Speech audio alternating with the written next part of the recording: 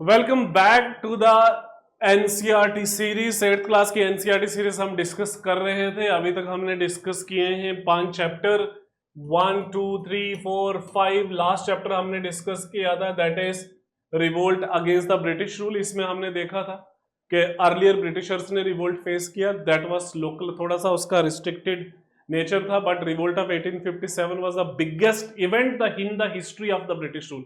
British rule की history में सबसे बड़ा इवेंट जो था that was the revolt of 1857। तो इस रिवोल्ट ने बड़ी सारी चीजें चेंज की, जिसकी वजह से ब्रिटिश गवर्नमेंट जो है वो मजबूर हो गई अपना सिस्टम को सेटअप करने के लिए। उन्होंने दोबारा से चीजों को ठीक करने की कोशिश की और पूरी तरीके से इस एश्योर किया अपने आप को कि दोबारा से ऐसा इवेंट ना हो। इसीलिए जो हमारा अब जब नेक्स्ट चैप्टर जो है that was the British policies and administration in India after the revolt of 1857 or after 1858। The chapter is very small, छोटा सा चैप्टर है। इसमें डिस्कस हम करेंगे कि ब्रिटिशर ने जो है 1857 के बाद जो है कैसी चीज़ों को चेंज किया, सिविल सर्विसेज को किस तरीके से रखा, policy of divide and rule को किस तरीके से परस्यू किया गया, जो एक्ट आए वो एक्ट में क्या क्या चीज़ें थी, जस्टिस का सिस्टम किस तरीके से रखा। पर्पस एक ही है, चाहे वो ईस्ट इंडिया कंपनी है, चाहे वो ब्रिटिश पार्लियामेंट है और ब्रिटिश एम्पायर है। पर्पस एक ही है कि इंडिया को मैक्सिमम तरीके से यूज करना, इनके रिसोर्सेज को एक्सट्रैक्ट करना, ड्रेन ऑफ वेल्थ को as it is as maximum as इसको चीजों को क्या करना, ड्रेन ऑफ वेल्थ को कंटिन्यू रखना। सो पर्पस एक ही है, ब्रिटिश रूल का समृद्धि at the cost of the Indian empire. Okay, तो सबसे पहले हम डिस्कस करेंगे that is overall British policies and administration in India after 1857। So 1857 के बाद जो है act of 1858, it ended the rule of East India Company. East India Company का रूल एंड हो गया और पावर जो है it was transfer to British crown. British crown को पावर जो है वो ट्रांसफर हो गई। The British monarch became the sovereignty. British monarch जो है it became a sovereign authority over India. British monarch जो है वो इंडिया का भी मोनार्क बन गया और एक नई ऑफिस क्रिएट किया गया, that is office of secretary of state. Okay, governor general का नाम चेंज कर दिया गया, गवर्नर जनरल का नाम चेंज करके वाइसराय रख दिया गया।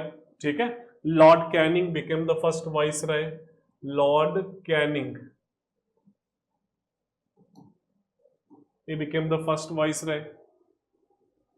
एक क्वीन विक्टोरिया प्रोक्लेमेशन एक्ट आया जिसमें प्रॉमिस किया गया कि हम इंडियंस के राइट को प्रोटेक्ट करेंगे, इंडियन प्रिंसली स्टेट्स को कस्टम्स और रिलीजियस प्रैक्टिसेस को भी हम रिस्पेक्ट करेंगे, और बोला गया कि इक्वल अपॉर्चुनिटी देंगे गवर्नमेंट में। After 1858 Indian interest became further subordinated to British economic and imperial interest globally.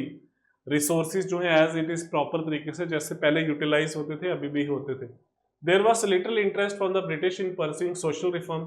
Social reforms जो है वो कम कर दिए गए इन इंडिया आफ्टर 1857, क्योंकि बड़े सारे लोगों को ये लगा कि 1857 का रिवोल्ट इसलिए हुआ, उसके कारण जो है वो रिलीजियस रीजन थे, और ब्रिटिशर्स की रिलीजियस पॉलिसी जो है, और britisher interfere in the religious matters of the Indian, तो जिसकी वजह से जो है रिवोल्ट ऑफ 1857 हुआ। Okay, then costly warfare and conflicts against the other you can say that imperial powers were also funded by using Indian resources after 1857 में। इसमें bank चाहे वो अफगानिस्तान है, चाहे वो क्या बोलते हैं उसको, चाहे बर्मा है, चाहे वो तिब्बत है, चाहे वो आपकी फर्स्ट वर्ल्ड वॉर है, चाहे वो सेकेंड वर्ल्ड वॉर है, it was continue. Okay, so overall क्या हुआ कि पोस्ट 1858 में the further tightening of the British control over India and its governance became subordinated to serving the larger interest of the British Empire। So control over Indian government from the Britain, ठीक है, from the Britain। The Secretary of State was the British minister responsible only for the British Parliament, not the Indians। ये वहां बैठेगा।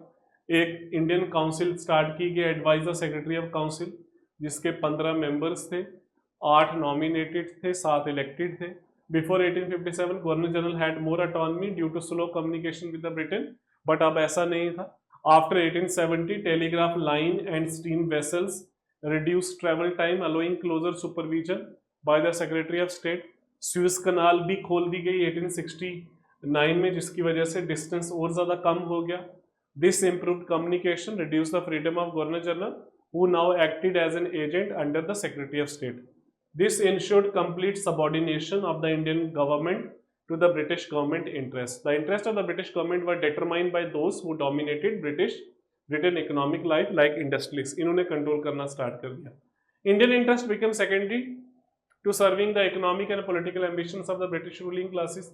तो ये 1857 के बाद जो है, it was the immediate impact जो है वो किया गया. Secretary of State जो है, he became very powerful. Secretary of State British parliament में बैठेगा. Okay. Then Government of India Act आया. गवर्नमेंट ऑफ इंडिया किस तरीके से काम करेगी? The Government of India after 1858, उसका स्ट्रक्चर क्या होगा? यहाँ पे स्ट्रक्चर क्या होगा? गवर्नर जनरल होगा इन काउंसिल और हेड एग्जीक्यूटिव पावर होंगी. उसमें गवर्नर जनरल के साथ 4 लोग होंगे, और you can say total that is 4 to 5 ordinary members होंगे और एक कमांडर इन चीफ भी होगा. Legislative council for law making, executive council में जो है नॉमिनेटेड मेंबर 6 से 12 होंगे. प्रोविंशियल गवर्नर्स में प्रोविंशियल गवर्नमेंट में गवर्नर्स होंगे और वहां भी उनका स्ट्रक्चर वैसा ही होगा जैसे गवर्नर जनरल का है. लेजिस्लेटिव काउंसिल्स कैसी है? The members of the legislative council largely nominated, not elected representative. After 1861 few Indians like princely states or landlords nominated as a gesture of loyalty. Legislative Council had very limited law making powers.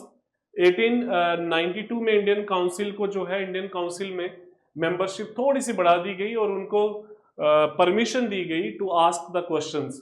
ठीक है, इसके बाद जो है ये question पूछ सकते हैं, ये पावर जो है इनको दे दी गई. Okay. Of course, there was unrepresentative character. Government remained highly autocratic, unrepresentative of the Indian interest. Primary aim was protecting the British economic and political interest. Also promoted interest of the British merchant, industrialist, and civil servants. Adopted policies which was detrimental to the Indian interest. Detrimental to the Indian interest. India had no real say. इनकी कोई representation नहीं थी.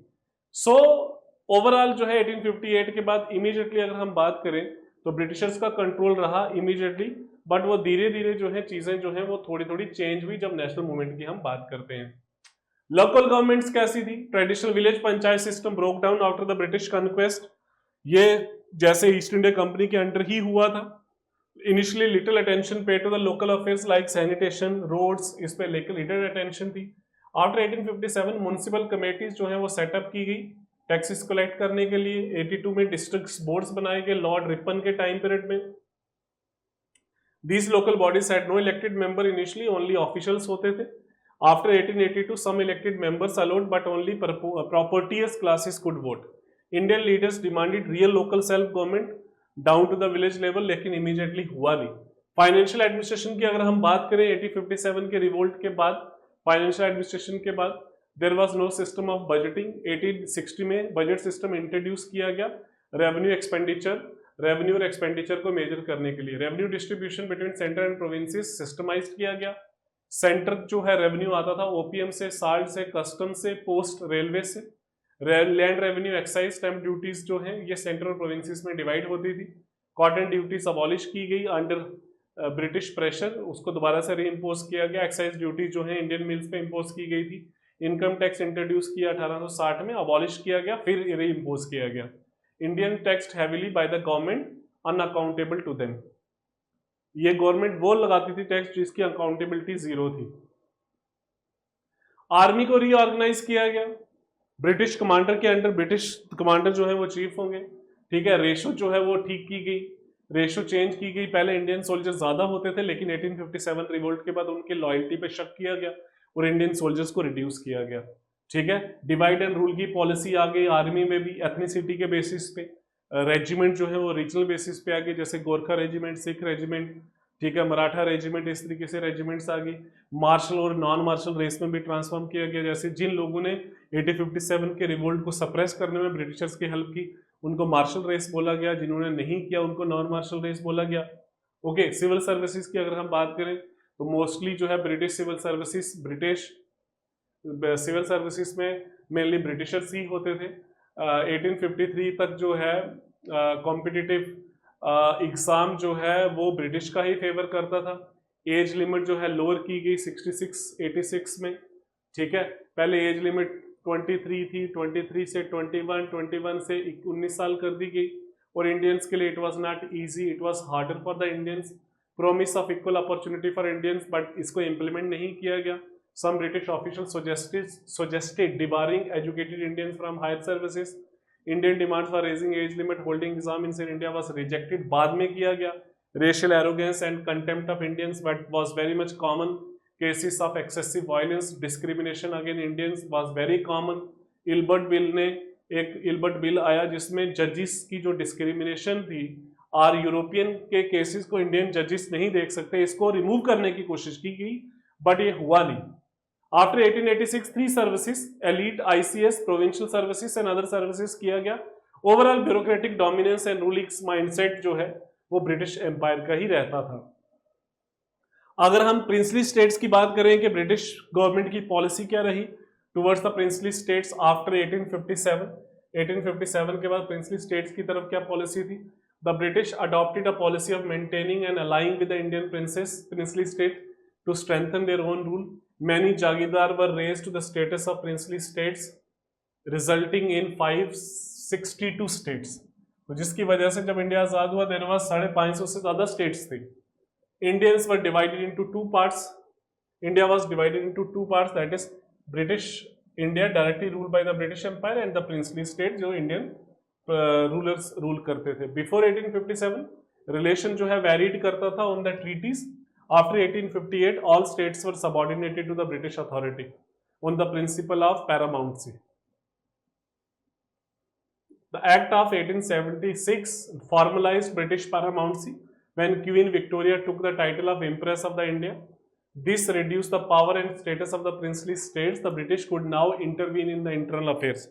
Succession in the states had to be approved by the British monarch. Viceroys, railway, telegraph were also under British rule. This allowed the British to bring the princely states completely under their authority and destroy their real independence.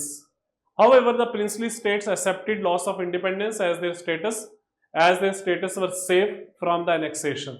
So while protected, the Indian state also provided support and legitimacy to continue the British rule over India. ठीक है, so this was the princely states जो हैं ये भी कुछ कर नहीं पाए, and the most important British they will continue with the policy of divide and rule. क्यों किया? Because they wanted to strengthen their rule. क्यों किया? Because यहां पे अपना रूल फर्मली स्टैब्लिश करना चाहते थे। In areas where landlords did not exist, attempts were made to create new landed classes. दोबारा से नए लैंडलॉर्ड्स क्रिएट किए गए, यहां पे नहीं थे। Jobs were given preferentially to the sons of the landlords over educated Indians. Educated Indians को नहीं देते थे, उनको दिया जाता था। Policy towards princely states divided Indians into subjects of British India and the princely states. In military policy of mixing different ethnicity, caste, regional groups, ये भी जो है in the same units promoted division, refused to introduce social reforms after 1857, ठीक है, systematically followed the policy of dividing Hindus and Muslim after 1858, ठीक है, initially discrimination, शुरू में मुस्लिम्स के अगेंस्ट थे, बाद में हिंदूज के अगेंस्ट हो गए। later favored upper class Muslims over Hindus. Objective was to create Hindu-Muslim disunity. When the nationalist movement arose, encouraged formation of religion-based parties to weaken independence struggle. जब national movement आई तो religion based party बनाएगी, जैसे all India Muslim league बनाएगी। Support किसने किया? Britishers ने support किया। क्यों? नेशनल मूवमेंट को वीक करने के लिए। Overall policy was to keep Indian backward and divided as a subject population, supported only princely states and landlords, educated Indians sideline from administration. So finally, the divide and rule through promoting division along religion, caste, ethnicity, economic lines was also calculated policy by the British to perpetuate their subjugation of India after 1858. So this was the British policy towards India after the revolt of 1857. This was the policy of this was the policy of British Parliament towards India, जिसमें हमने discuss किया कि what was the government structure, What was the structure in England, वहाँ पे secretary of state councils की क्या position थी, इसमें हमने डिस्कस किया सिविल सर्विसेज, इसमें हमने डिस्कस किया पंचायती राज सिस्टम कैसा था, इसमें हमने डिस्कस किया मिलिट्री पॉलिसी कैसी थी, इसमें हमने डिस्कस किया how they renew and pursue the policy of divide and rule. With this, we finish yet another chapter. That's the 6th chapter of NCERT. Please subscribe the channel and share with the maximum friends. Thank you so much.